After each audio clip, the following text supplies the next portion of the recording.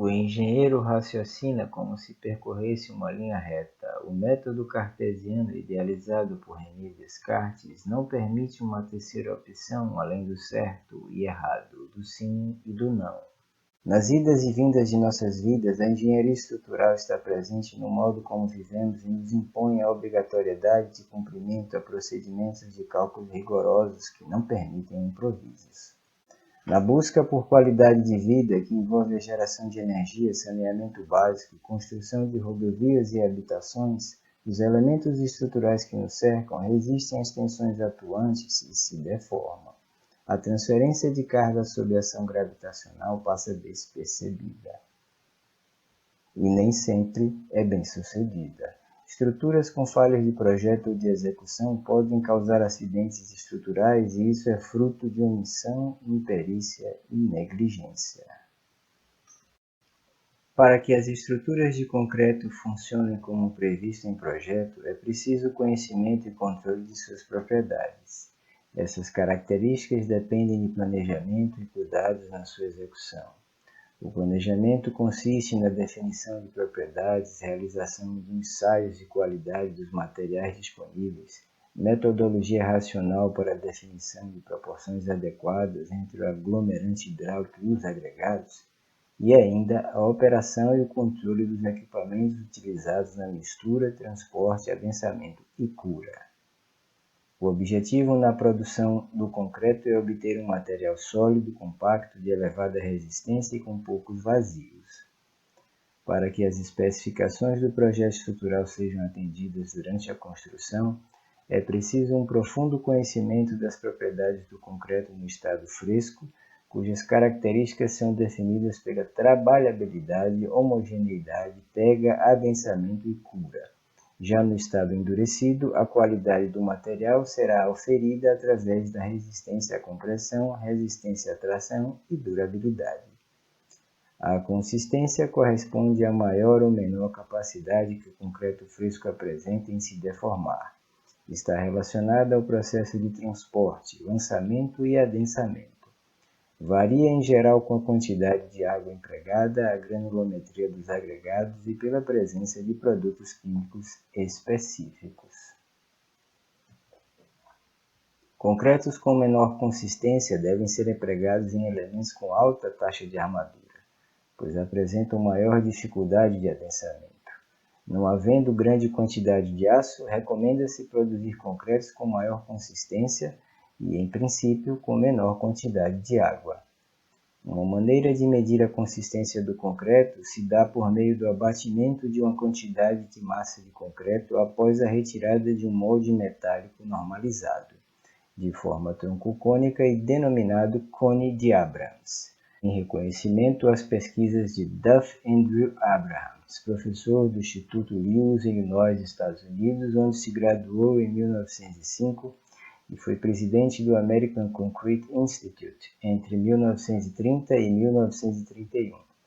No cone de Abrams, a medida da deformação vertical obtida é chamada abatimento ou slump.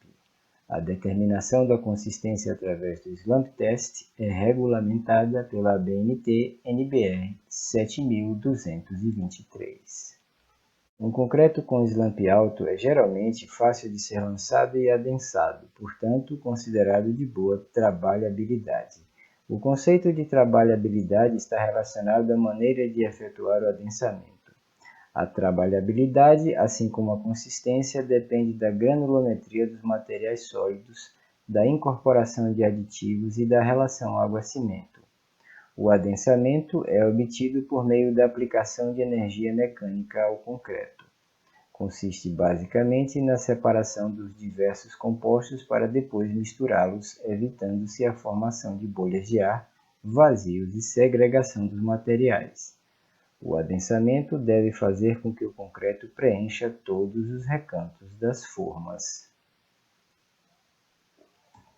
Dentre as diversas etapas construtivas da obra, a concretagem é uma das principais, e a atuação de dois profissionais é indispensável, o engenheiro de obras e o de fiscalização. Ao primeiro recai a responsabilidade sobre o dimensionamento de equipes, aquisição de insumos, planos de concretagem, cumprimento de cronogramas e tomada de decisões. Em caso de problemas durante o lançamento do concreto, tem a responsabilidade de decidir pela continuidade ou não da obra. Em interrupções, há procedimentos a adotar, como apicoamentos e cortes verdes, que permitem a continuação da concretagem em etapa posterior. A qualidade da junta, sua estanqueidade e a perfeita aderência entre os dois concretos dependerão das qualidades intrínsecas da massa, do preparo e da limpeza de superfícies. A temperatura e umidade do ambiente também são fatores importantes a considerar na execução, bem como a incidência de vento e sol sobre o concreto fresco e endurecido.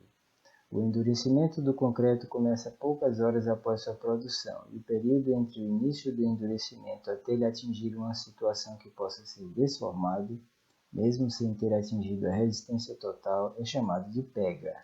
Usualmente, define-se início de pega quando a consistência do concreto não mais permite sua trabalhabilidade, ou seja, não é mais possível lançá-lo nas formas e adensá-lo. Até o início da pega, realizam-se os processos de dosagem, mistura, transporte, lançamento, adensamento e acabamento. Num concreto sem aditivos retardadores de pega, a depender das condições climáticas, calor, vento e umidade, pode-se realizar as etapas citadas em cerca de 1h30. Nos grandes centros urbanos, no entanto, utilizam-se aditivos retardadores de pega e pode-se trabalhar em períodos de 4 horas ou mais. O tempo mínimo de início de pega especificado para todos os cimentos brasileiros é de 1 hora, cujos valores podem ser obtidos pelo aparelho de Vicar. O tempo de pega do concreto também pode ser determinado, mas essa é uma propriedade diferente do obtido para o cimento. A norma STM da American Society for Testing in Materials C40308 estabelece um procedimento para essa determinação. Consiste na penetração da agulha de Proctor na argamassa obtida pelo peneiramento de determinado concreto. A NBR 14.931 recomenda que, em condições normais de clima e de composição do concreto, o intervalo de tempo transcorrido entre o instante em que a água de amassamento entra em contato com o cimento e o final da concretagem não ultrapasse 2h30. O engenheiro fiscal de obras tem a responsabilidade de verificar o atendimento às especificações do projeto contratado, que envolve a garantia de qualidade dos materiais empregados, os consumos de cimento, areia, brita e aditivos, os procedimentos construtivos realizados pela contratada, realização de medições de serviço, apropriações e registros em diário de obra, atendimento a legislações trabalhistas e códigos de postura municipais. Responde solidariamente pela qualidade da obra e, por isso, é seu dever exigir a realização de diversos ensaios e procedimentos técnicos, entre eles a confecção de corpos de prova de concreto, em conformidade com as exigências da BNT-NBR 12.655, de onde se depreende os critérios de controle estatístico por amostragem total ou parcial do concreto aplicado na obra, visando estimar-se o FCK estatístico, que deve ser maior ou igual aos valores especificados no projeto estrutural.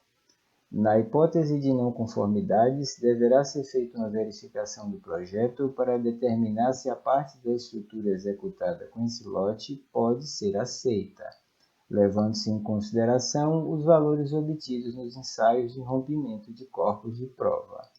Em caso negativo, uma nova análise estrutural será necessária, com a anuência do engenheiro responsável pelo projeto estrutural e com o objetivo de verificar o atendimento aos estados limites últimos e de serviço das peças construídas com esse lote, levando-se em consideração ainda as resistências obtidas por meio de ensaio de testemunhos extraídos da estrutura, de acordo com o que especifica outra norma, a ABNT-NBR 7680. Se necessário, pode-se adotar reforços de elementos estruturais. A distribuição dos agregados dentro da massa de concreto é um fator importante de interferência na garantia de qualidade. Quanto mais uniformes ou regulares os agregados graúdos estiverem dispersos na massa de concreto, estando totalmente envolvidos na pasta, sem apresentar desagregação, melhor será a qualidade do concreto, quanto à impermeabilidade e à proteção das armaduras, além de resultar no melhor acabamento superficial. A exudação, tendência da água de amassamento vir à superfície do concreto recém-lançado, é motivada pela maior ou menor impossibilidade que apresentam os materiais constituintes de manter a água de mistura dispersa na massa. Esse fato dá como consequência que a parte superior do concreto se torna excessivamente úmida, tendendo a um maciço poroso e menos resistente, que além disso está sujeito à desintegração por percolação de água. A água, ao subir à superfície, pode carregar partículas mais finas de cimento, formando a chamada nata. Essa nata impede a ligação de novas camadas de material e deve ser cuidadosamente removida. A exudação ainda prejudica a aderência entre o concreto e as barras da armadura. Pode ser controlada pelo proporcionamento adequado de um concreto trabalhável, evitando-se o emprego de água além do necessário. Uma homogeneidade satisfatória pode ser conseguida com uma boa mistura do concreto durante a etapa de fabricação, um cuidadoso transporte até o local de utilização na estrutura e também tomando-se cuidados no lançamento do concreto nas formas e no adensamento.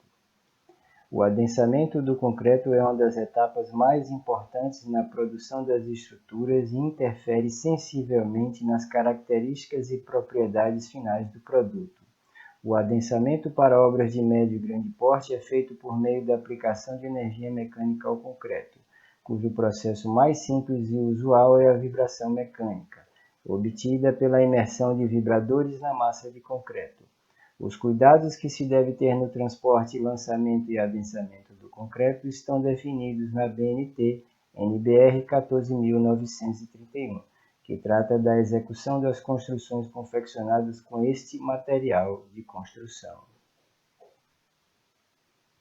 Após o início da pega, a hidratação do concreto se desenvolve com grande velocidade. Nesse período, a água existente na mistura tende a sair pelos poros do material e evaporar.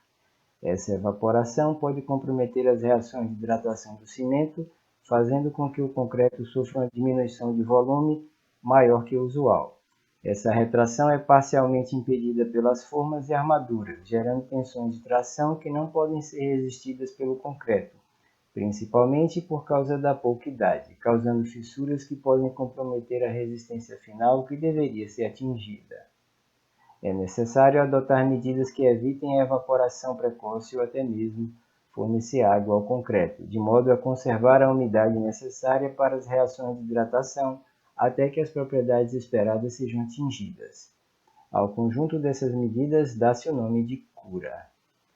A cura pode ser úmida ou química, pode-se cobrir as superfícies concretadas com areia ou sacos de aniagem, mantidos sempre úmidos. Na cura úmida, é recomendável que a proteção se faça nos 7 primeiros dias contados do lançamento. É desejável nos 14 dias seguintes para se ter garantias contra o aparecimento de fissuras devido à retração. Na cura química, o uso de mantas impermeáveis que impeçam a evaporação, dispensa-se o uso da água. Na próxima videoaula abordaremos os aspectos técnicos relativos às propriedades do concreto no estado endurecido. Até lá!